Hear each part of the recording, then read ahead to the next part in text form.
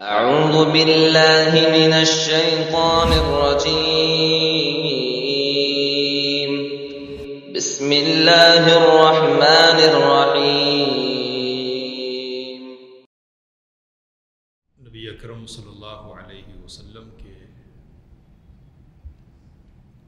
روز و شب یعنی دن اور رات کے عنوان سے ہونے والے سلسلے دروس کی پچھلی کڑی میں فجر کے بعد نبی اکرم صلی اللہ علیہ وسلم کے بعض معلومات کا ذکر ہوا تھا اور آخر میں یہ بات آئی تھی کہ نبی صلی اللہ علیہ وسلم صحابہ سے پوچھتے تھے کہ تم میں سے کسی نے کوئی خواب دیکھا ہو تو وہ بیان کرے، میں اسے اس کی تعبیر بتلاؤں گا۔ کبھی ایسا ہوتا کہ صحابہ میں سے کسی کی طرف سے کوئی خواب بیان نہیں کیا جاتا تو نبی اکرم صلی اللہ علیہ وسلم خود اپنا خواب بیان فرماتے اگر دیکھا ہوتا ہے۔ سمرہ بن جندب رضی اللہ تعالیٰ عنہ کی روایت اس سلسلے میں ہے، کہتے ہیں کہ ایک دن رسول اللہ صلی اللہ علیہ وسلم نے ہم سے پوچھا کہ هل رأى احد منکم رؤیا، کیا تم میں سے کسی نے کوئی خواب دیکھا ہے؟ کہتے کہ قلنا لا، ہم نے عرض کیا کہ نہیں۔ تو آپ صلی اللہ علیہ وسلم نے کہا کہ لیکنی رأیت اللیلۃ رجلان آتیانی فآخذا بیدی، میں نے دیکھا کہ رات میں دو آدمی میرے پاس آئے، انہوں نے میرا ہاتھ پکڑ لیا اور پھر مجھے ارض مقدس کی طرف لے کر گئے۔ اور پھر یہ لمبی حدیث ہے جو صحیح بخاری وغیرہ میں موجود ہے، جس میں نبی اکرم صلی اللہ علیہ وسلم کو مختلف اعمال پر دیے جانے والے آدابوں کا مشاہدہ کروایا گیا، اور نبی صلی اللہ علیہ وسلم دیکھتے گئے اور یہ پوچھتے گئے کہ یہ کون لوگ ہیں۔ تو یہ جو فرشتے حاضر ہوئے تھے وہ یہ کہتے تھے کہ آگے بڑھیے۔ جب سلسلہ مکمل ہوا تو پھر بتایا گیا کہ فلاں حالت میں جو لوگ تھے وہ زناکار تھے، فلاں حالت میں جو لوگ تھے وہ سود خور تھے۔ لمبی روایت ہے، آپ کے سامنے آتی رہتی، تو یہ سلسلہ بھی ہوتا تھا۔ کہتے ہیں کہ نبی اکرم صلی اللہ علیہ وسلم کی اس مجلس میں آپ صلی اللہ علیہ وسلم کے سامنے صحابہ گفتگو کرتے اور ان کی جو گفتگو ہوتی تھی اپنی پہلی زندگی سے متعلق بھی ہوتی تھی، یعنی جاہلیت کی زندگی، اور اس گفتگو میں ان بے وقوفیوں کا اور حماقتوں کا بھی ذکر ہوتا تھا جو جہالت کی وجہ سے ان کی طرف سے پیش آیا کرتی تھی۔ پتھر پوجا کرتے اور کیا کیا حرکتیں کرتے تھے، تو ان کا ذکر کرتے اور ہنستے، نبی اکرم صلی اللہ علیہ وسلم بھی مسکراتے۔ آپ صلی اللہ علیہ وسلم کا ہنسنا کیسا ہوتا؟ تو ہم اپنی زبان میں کہتے ہیں زیر لب مسکرانا، یعنی ہونٹوں پر مسکراہٹ کھیلتی تھی، اس طرح نبی اکرم صلی اللہ علیہ وسلم بھی مسکرایا کرتے تھے۔ یہ مجلس لگی رہتی، باتیں ہوتی، یہاں تک کہ سورج اچھی طرح طلوع ہو جاتا، نکل آتا۔ رسول اللہ صلی اللہ علیہ وسلم تشریف لے جاتے اور امہات المؤمنین رضی اللہ عنہن کے حجروں کی طرف جاتا ہے، ایک ایک کے پاس جاتا ہے اور کہتے السلام علیکم کیف انتم یا اہل البیت، سلام کرتے اور پوچھتے کہ کیا حالات ہے۔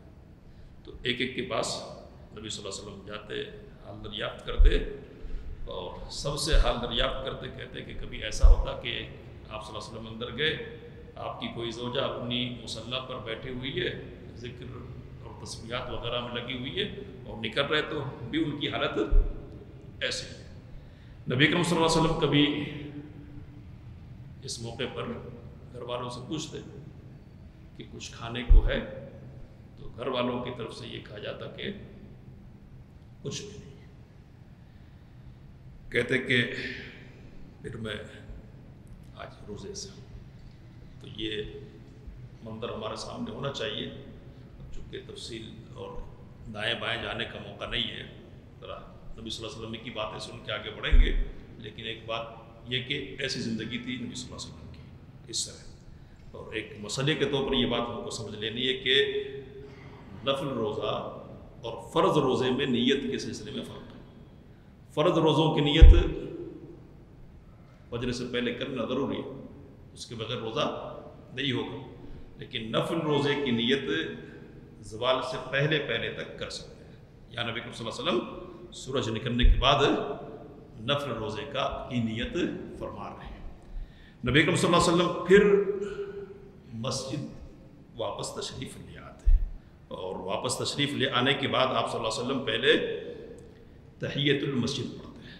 ایک خاص ستون تھا کہ جس کو سامنے رکھ کر نبی صلی اللہ علیہ وسلم یہ نماز پڑھتے تھے، اور آپ صلی اللہ علیہ وسلم کی کوشش یہی ہوتی تھی کہ اسی ستون کے سامنے نماز پڑھا جائے۔ تو علماء نے استدلال کیا کہ مسجد میں بھی سترے کا اہتمام ہونا چاہیے، کوئی ایسی چیز ہو کہ ایک بالش سے ذرا بڑھ کر کہ جو سامنے رہے اور جو سترے کا کام دے۔ ویسے ہی دیوار بہت دور ہے یا ستون بہت دور ہے اور کھڑے ہو کے نماز پڑھنے کے لیے یہ اچھی بات نہیں ہے۔ اور اگر ان علماء کی رائے کے مطابق بات کی جائے کہ جنہوں نے سترہ لینے کو واجب کہا ہے نا، تو آدمی کی نماز تو ہو جائے گی اس طرح نماز پڑھنے سے، لیکن گنہگار ہوگا آدمی ایک فرض کو، ایک واجب کو ترک کر دینے کی وجہ سے۔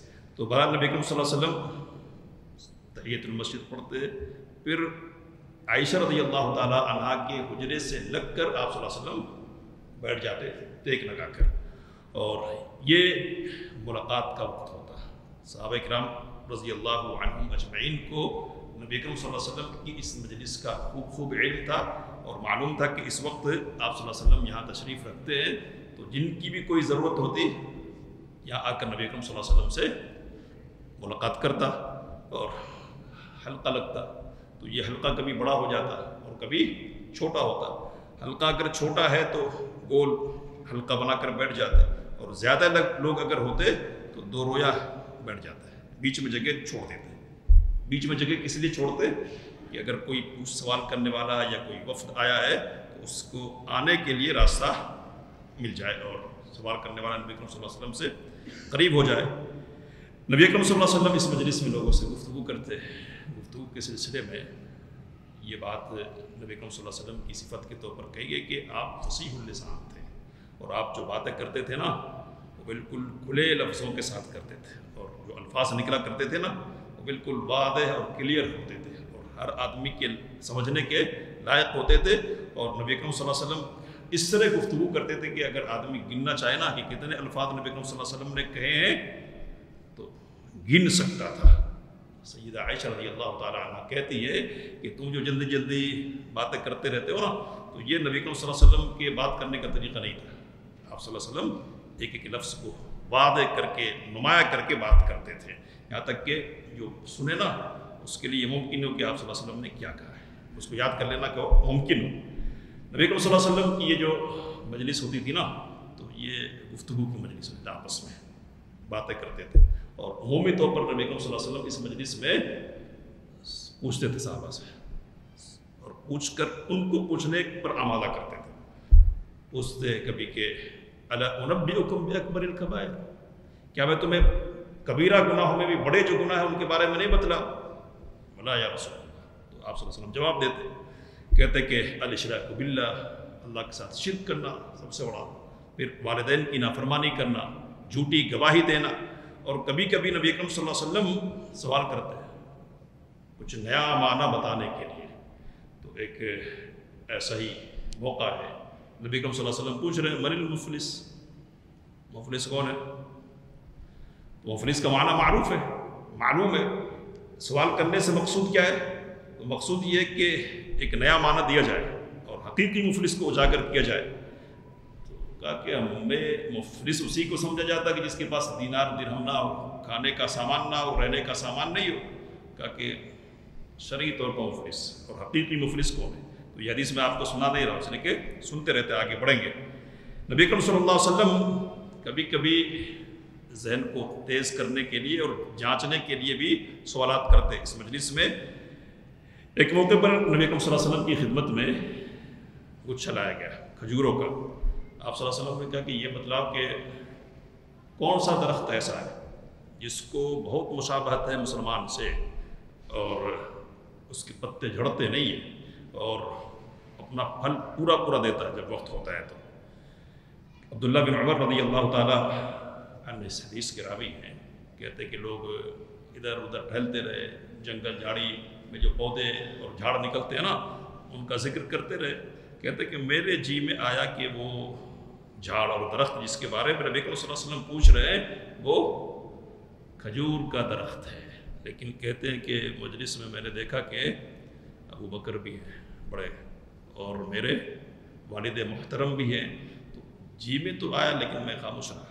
تو یہاں ہمارے لیے سبق کیا ہے کہ بڑے کی موجودگی میں چھوٹے کو بولنے سے اعتراض کرنا چاہیے. ہاں کوئی ایسی بات ہے کہ جس کو نہیں بولا جائے نقصان ہو جائے گا لوگوں کا تو وہاں تو بولنا ہی ہے.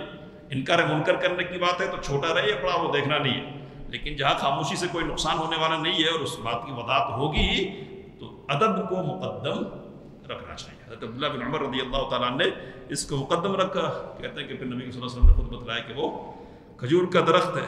کبھی نبی صلی اللہ علیہ وسلم گفتگو کرتے تو ایک ایک بات کو 3 مرتبہ دہراتے ہیں اور کبھی ضرورت محسوس کرتے تو 3 سے زائد مرتبہ بھی کہتے ہیں. یہاں تک کہ صحابہ کرام رضی اللہ تعالیٰ عنہم اجمعین کہنے لگتے کہ کاش نبی صلی اللہ علیہ وسلم خاموش ہو جائے. تو یہ جو 3 مرتبہ یا زائد مرتبہ دہرانے کی بات ہوتی ہے کس لیے؟ بات کی تاکید اور اہمیت کو بتلانے کے لیے. جو بات کہی گئی وہ سنگین ہے, گناہ ہے تو یا اگر کرنے کی چیز ہے نا تو بڑی اہمیت کی چیز ہے, اس کو کرنا چاہیے. کبھی نبی اکرم صلی اللہ علیہ وسلم اچانک پوچھ لیتے ہیں کوئی سوال. تو ایک دن اچانک نبی اکرم صلی اللہ علیہ وسلم نے پوچھا. اب یہاں مؤلف نے لکھا کہ پہلے سے اگر کہہ رکھے ہوتے تو شاید سب یا زیادہ تر لوگ روزہ رکھ کے آتے تھے, لیکن پہلے سے نہیں, اچانک پوچھا جا رہا نبی اکرم صلی اللہ علیہ وسلم کی طرف سے. کیا سوال ہے؟ کہ من اصبح منکم اليوم صائما, یہ بتلاؤ کہ آج تم میں سے کس کی صبح روزے کی حالت میں ہوئی ہے؟ سارے لوگ خاموش. حضرت ابو بکر رضی اللہ تعالیٰ عنہ نے کہا کہ میں نے.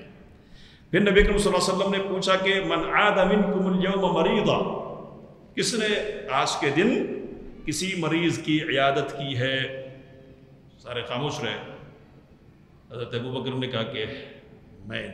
پھر نبی اکرم صلی اللہ علیہ وسلم نے پوچھا من تبع منکم اليوم جنازہ, تم میں سے کس نے آج کسی جنازے میں شرکت کی ہے؟ خاموش ہے. ابو بکر رضی اللہ تعالیٰ عنہ کہنے لگے میں نے. پھر پوچھا چوتھا سوال نبی اکرم صلی اللہ علیہ وسلم نے کہ تم میں سے آج کس نے کسی مسکین کو کھانا کھلایا ہے؟ سیدنا ابو بکر رضی اللہ تعالیٰ عنہ نے کہا کہ میں نے. نبی اکرم صلی اللہ علیہ وسلم نے کہا کہ مجتمعت هذه الاربع في امرئ في يوم الا دخل الجنہ, ایک دن میں یہ 4 کام اگر کسی شخص میں جمع ہو جا رہے ہیں نا تو اس کا جنت میں جانا پکا ہے. تو پکا ہونا کیوں ہے؟ اس لیے کہ یہ کام کچے لوگوں کا نہیں ہے, پکے لوگوں کا ہے. آسان نہیں ہے اتنا وقت نکالنا اور اتنا اپنے آپ کو فارغ کرنا. کبھی نبی اکرم صلی اللہ علیہ وسلم وضاحت کرنے کے لیے بات کو مثال بھی دیتے تھے. تو امانت کی مثال دی نبی اکرم صلی اللہ علیہ وسلم نے اور کہا کہ لوگ سوئیں گے, ایک آدمی سوئے گا اور اس کے دل سے امانت نکال لی جائے گی. نبی اکرم صلی اللہ علیہ وسلم نے کہا کہ اس کا اثر یعنی امانت کا اثر کتنا رہ جائے گا دل پہ؟ تو بس یہ کہ کسی کو آگ چھو کر چلا جائے تو وہ حصہ جہاں آگ لگ جائے کالا پڑ جاتا تو سیاہ داغ کی طرح رہ جائے گا. پھر اور ایک رات گزرے گی, پتہ چلا کہ امانت پوری کی پوری رہ گئی ہے, چلی گئی ہے, کچھ بھی نہیں ہے, ہاں دل ہے جو پھولا ہوا ہے. تو اس کو مثال دیتے ہوئے نبی صلی اللہ علیہ وسلم نے فرمایا کہ جیسے کوئی انگارہ ہے اور کسی کے پیر پر ایسے گزر جائے تو وہ آبلہ پڑ جاتا ہے نا. تو آبلہ پڑ جاتا ہے تو آبلے میں اندر کچھ ہوتا نہیں ہے, لیکن دکھتا کیا ہے کچھ ہے بھرا ہوا, تو کچھ رہتا نہیں ہے. تو کہا کہ ایسی ہی حالت ہوگی کہ اندر کچھ نہیں ہوگا, کھوکھلا ہوگا معاملہ, امانت ہوگی نہیں, لیکن آدمی سمجھا جائے گا کیا ہے امانت دار ہے. کبھی نبی اکرم صلی اللہ علیہ وسلم بات کرتے ہوئے نقشہ بھی بناتے تھے اور نقشے کے ذریعے بھی اپنی بات کی وضاحت فرماتے تھے. نبی صلی اللہ علیہ وسلم نے کہا ایک موقع پر کہ آپ صلی اللہ علیہ وسلم نے خط مربع چوکور کیا لکیریں کھینچی اور بیچ میں ایک لکیر کھینچی اور پھر وہ جو لکیر بیچ میں کھینچی نا وہ باہر کو نکلی ہوئی ہے.